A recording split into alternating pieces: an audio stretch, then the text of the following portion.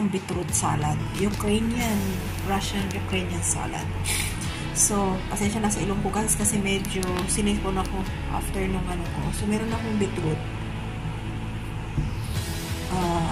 Ang gagawin ko dito, babalatan ko kasi i-steam ko kasama ng carrots at saka Nelson's potato.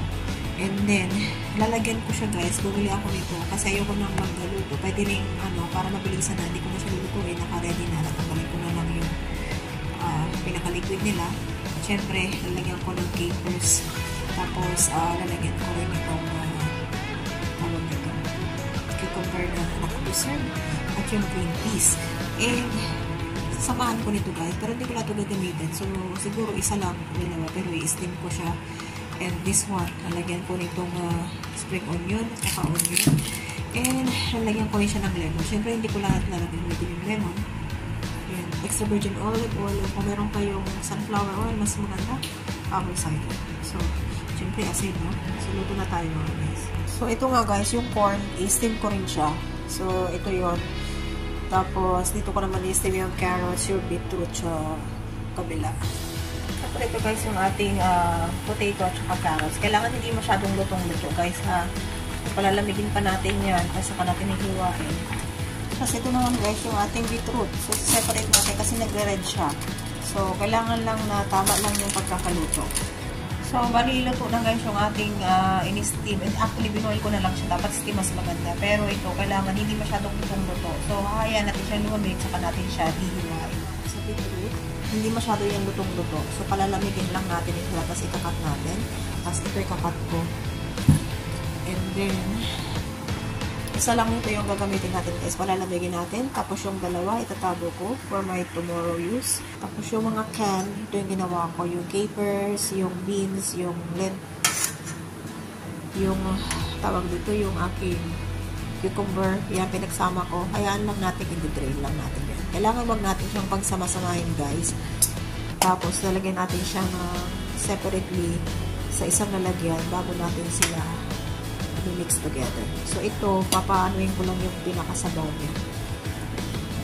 Mix lang natin. Tapos i-mix ko yung onions. Ano ko naman sa spring onion, hindi mahiwa ko siya tsaka doon sa isang onion. So pinagsama-sama ko siya dito sa mga preserved na lentils, tapos yung green peas, and then yung aking cucumber, at saka yung cake. Tapos ang ginawa ko naman guys dito sa beetroot, square, sineplate ko rin siya kasi yung kulay ito nagdaan yung kulay ito. At ito yung carrots. So, i-mix natin yan, nalagyan natin ng salt at saka ng olive oil and a little bit of vinegar. So, ang ginawa ko naman sa spring onion, hindi mahiwa ko siya at saka doon sa isang onion. So, pinagsama-sama ko siya dito sa mga preserved na lentils, tapos yung green peas, and then yung aking cucumber at saka yung cake. Tapos ang ginawa ko naman guys dito sa beetroot, square, sineparate ko rin siya kasi yung kulay ito nagdada. At ito yung carrots. So, i-mix natin na nalagyan natin ng salt at saka ng olive oil and a little bit of vinegar. Mix lang natin siya guys.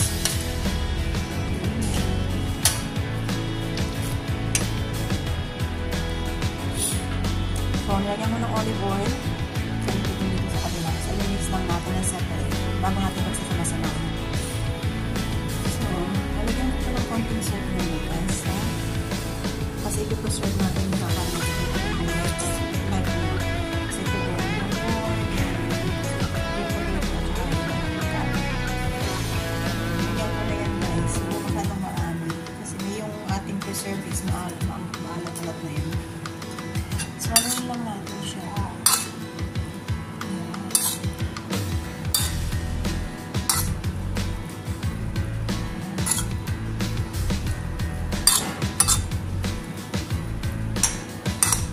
Sila natin lang dito na maya-maya. Tapos nasa yung din dito guys. This one.